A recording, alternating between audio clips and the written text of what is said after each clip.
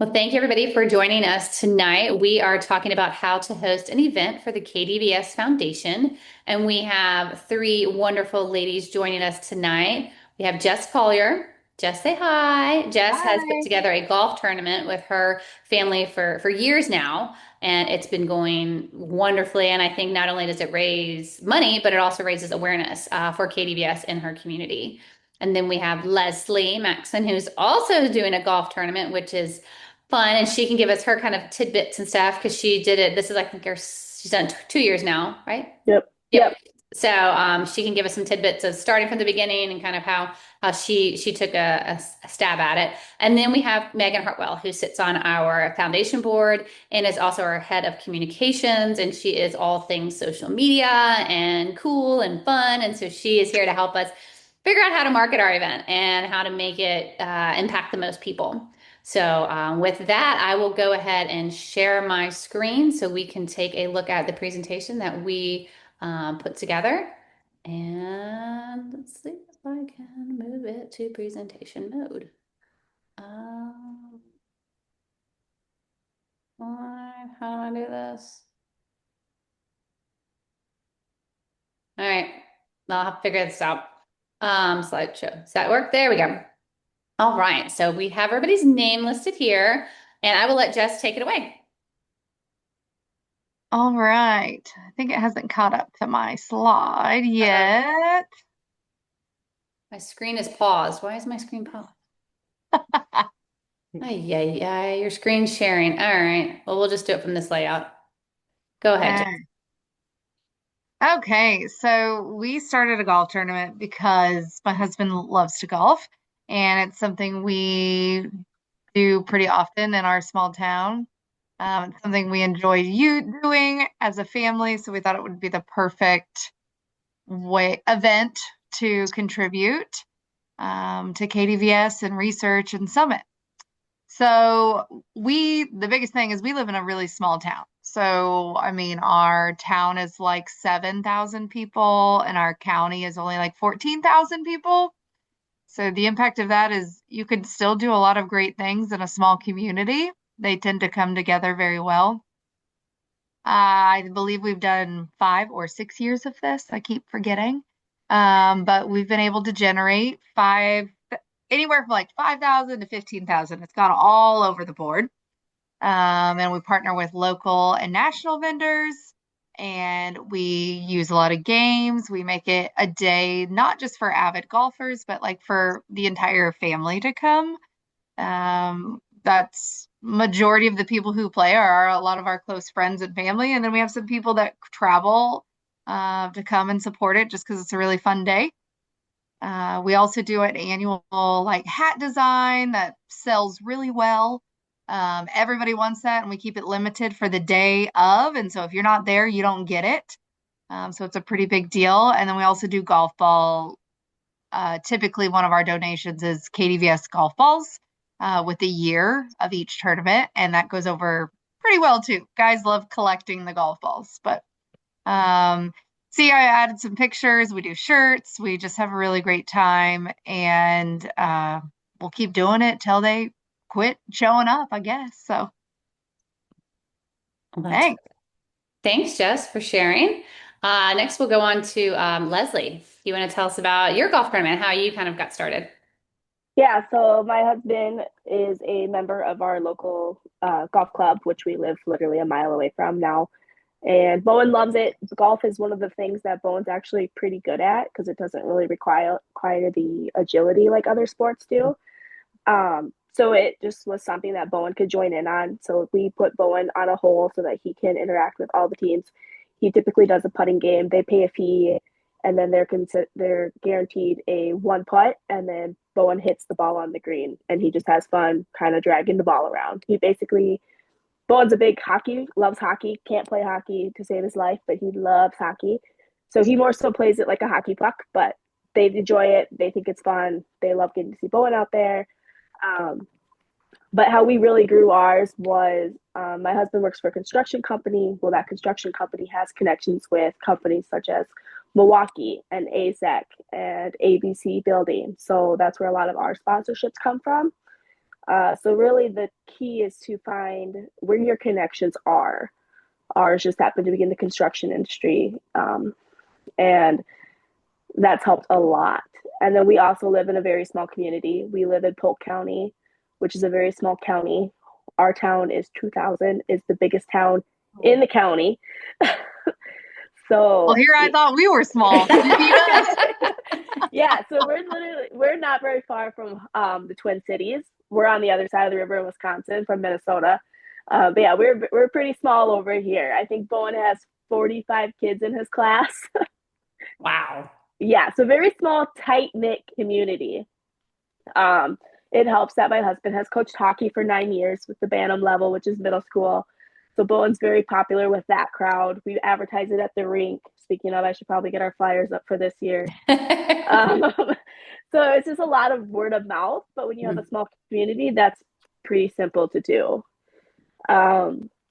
One thing I think would be like a question I think families have asked is, first of all, when do you guys each do your tournaments? So I went by what the golf course told me to do. So we are the first tournament of the year at the end of June. Okay. And So he's Jess? like, when do you want it?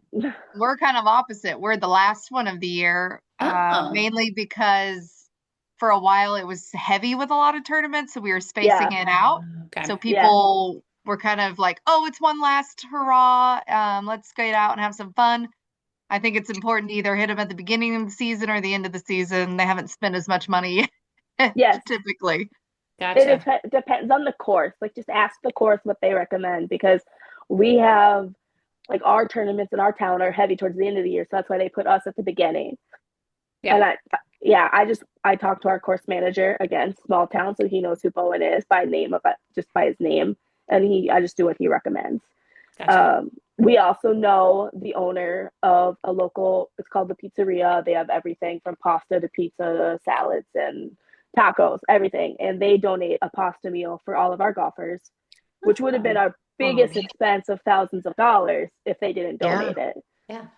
So again, it's just finding out who you know and spreading the word and getting your community involved. Mm-hmm. Awesome. Awesome. Well, thanks, you guys. We will move on to the next one. And Megan, I think Megan, you're up next. Yeah, that's a perfect segue too. Like, I too live in a very small town in rural Pennsylvania. So I know what that's like. But yeah, like, when you live in a small town like that, word of mouth, and just knowing your neighbors and talking with people, that helps a ton. But even for any folks, around the States, around the world, there's the beauty of social media now. So we can keep it simple. Just some promotion tips, like to help for anyone just looking to try to promote their event or anything, or just like a small like nudge to get started. Utilize social media, utilize the digital stuff now. Keep it really simple with your messaging. If you don't live in a small town, use your social media. That you could use that as your small town to start promoting your event. You can use events on Facebook. We use it with the foundation all the time to try to promote these webinars and everything too. So, but either way, it's all about just constantly getting a hold of people and letting them know about your event. And that just goes right into using your personal network. So constantly sharing, boosting those posts, talking with your family members, your friends, and then they can continue to share that stuff out. It's really nice to be able to tie in your personal story. So we all have our cool kids.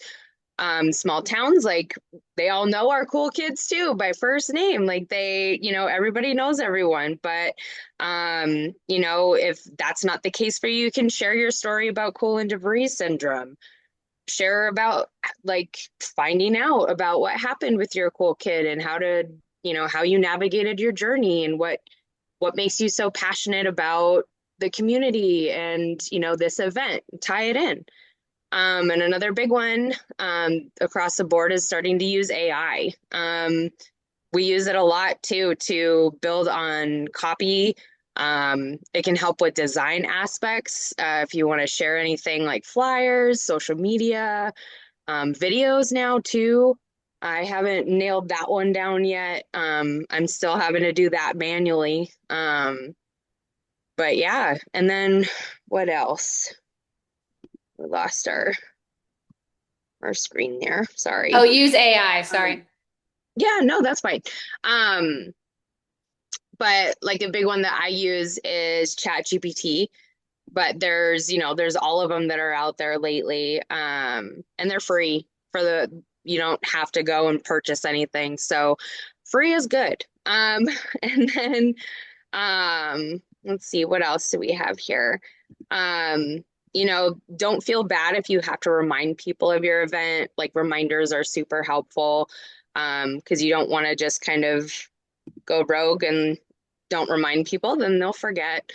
Um, and then lastly, just after the event, it's always nice to send a thank you, whether it's via email, a handwritten note, even if it's a smaller event, whatever you want to do. But ultimately, you don't have to be a marketer, just be yourself and just have fun with it, most importantly.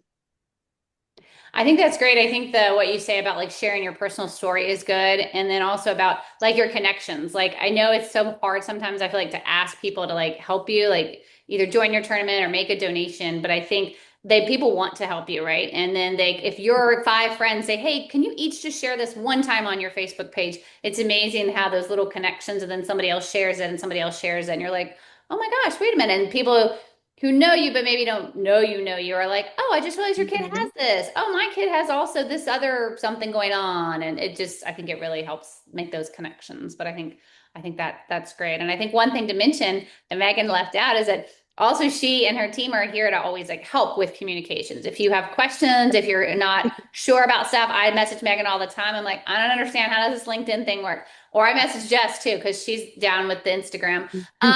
And so I'll say, what are these reels or these stories, and how do we reach people that way? Because I'm sure, people are contacted in multiple ways. So I think all those different things are great. But yeah, Megan and her team are happy to help either generate some ideas or, some content or, and obviously as a foundation, absolutely want to share those events that you're having. You Mhm. never know, again, whose uncle lives, 2 towns over and he wants to come to play the golf or he wants to come to do whatever. So I think all those things are very important. Absolutely. Well, and Leslie, like to your point too, with your husband having connections with those bigger construction companies like Milwaukee and stuff, that's killer, like Oh yeah. that's amazing. So, it's all about who you know. And you never Yeah. know, like when you're reaching out, you never know who you'll touch. Every year at our raffle, we have big Milwaukee tools donated from them. AZEC donated a Traeger grill one year, like our first year. Our first year, I put a post on Facebook asking for donations for our raffle. Our raffle made 8 grand and it didn't cost us a dime because of donations. Wow. Like Wow. family, friends made baskets, their jobs donated baskets. I mean, ask your great Aunt Sally, hey, can you ask your business, your job, if maybe they would donate a basket? If it costs them $50 and it raises you 100, that's a win. Yes. Absolutely. So it's all about just asking people for help. And I struggle with that. Like the first year I ran the tournament all by myself. Like I did Oh my everything by gosh. myself It's a and it lot. was horrible. So last year I was like, you have a duty, you have a duty. And I think now we're going to make a committee just to Yeah, make it a little easier. Oh, good. So, absolutely. Great ideas. And another thing we have a few more ideas kind of to share with everybody, and then we can take any questions or just wrap up. But I was speaking tonight for Maria Luisa. Maria Luisa is in Spain. She is in Seville, and she runs an event every year. And she teams up with two, like talk about teaming up with people. She teams up with 2 other rare disease families, and one is muscular sclerosis, and one is CTNNB1, and then KdVS. And they've scheduled this whole swim, run, and dinner together. And instead of like I think of in the US, we always think of like a competition, right? Like who swims the fastest, who finishes the 5K. But Maria Luisa, they swim all together. So a group of, I think it's like 40 people swim the bay together. as like kind of promoting KdVS and the research. And then they run to each of a team of like 15 run from each of the kids' houses to again show that support. And they run as a team. And then they take a siesta because it's Spain and that's what you do.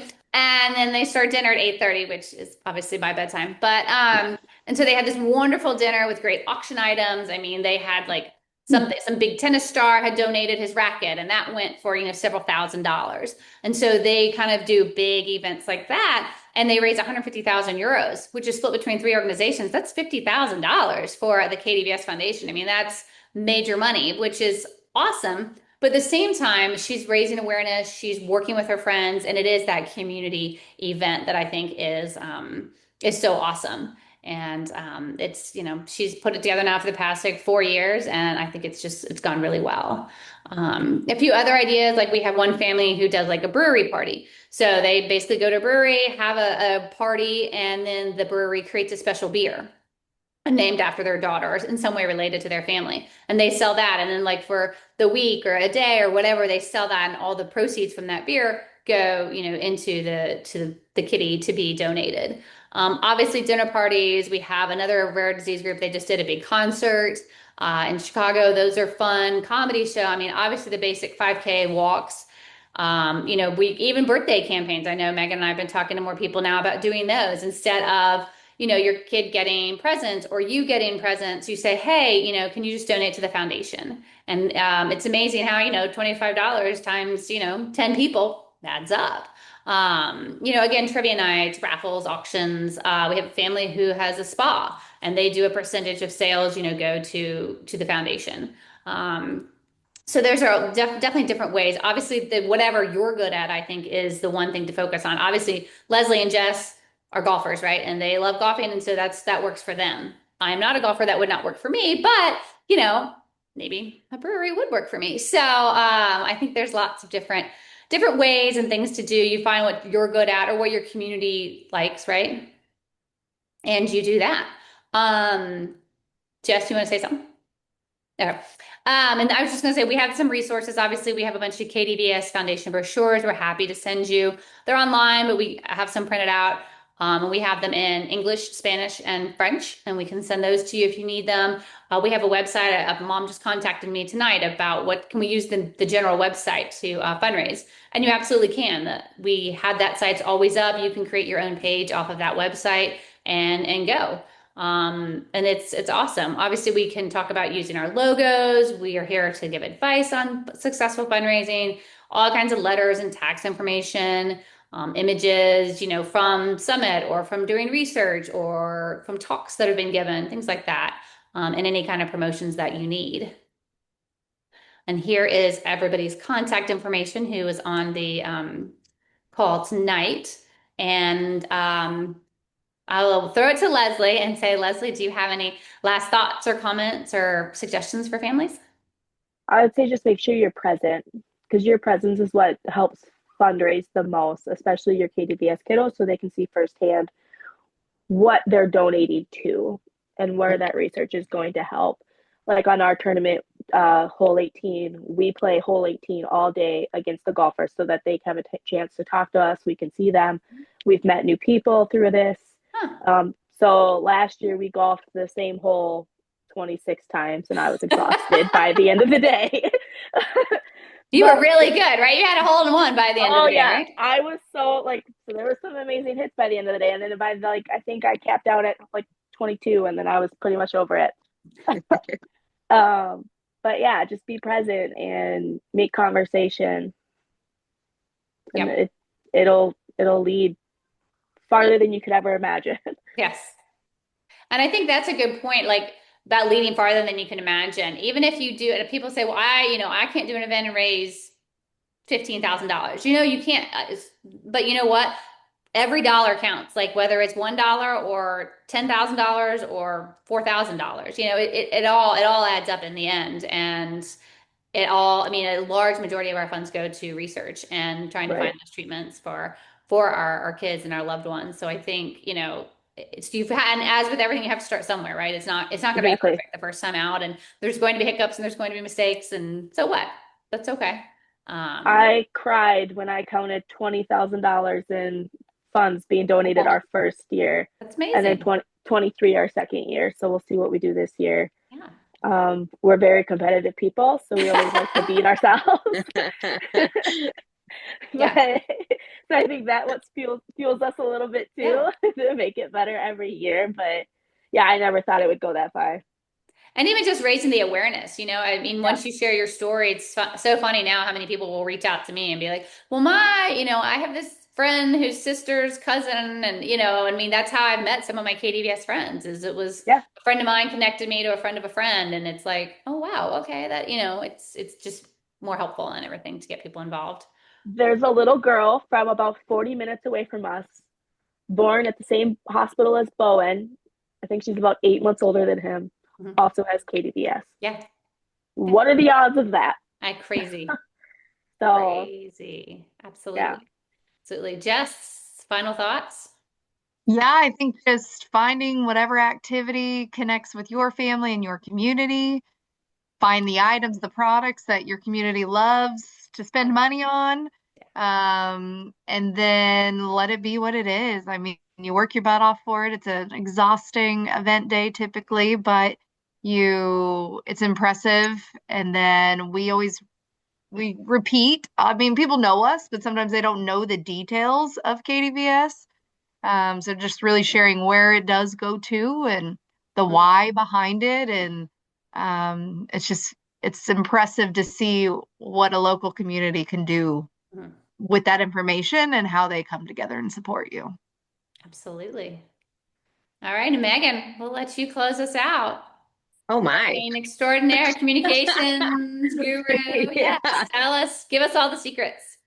No, I mean, honestly, it's every little bit helps. Like, and you can start smaller and get creative, just like we were saying, like just find something that you enjoy doing or something that your cool individual loves doing. And then there's a way to fundraise with it. So whether it's like a readathon, starting a book club, or, like fun little things like that. Like, oh, how many Dr. Seuss books can you read this month? Like my cool kid's only 5, so he loves Dr. Seuss right now. So, but yeah, anything, like nothing's too small to Right. do.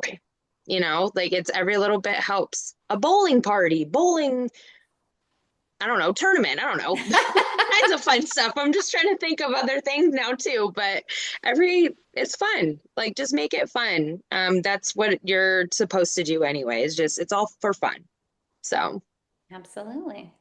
Well, thank you. Hopefully, this was fun for tonight, and we appreciate everyone joining in or watching this later. Obviously, reach out to us if there's any questions, concerns, ideas, thoughts. We can run them together, we can talk through them, and we definitely want to be here to support anybody who's interested in supporting the foundation. And we appreciate Megan and Jess and Leslie for being on tonight, and hopefully, we'll see you guys soon. Thank Thanks so you. have a much. good night.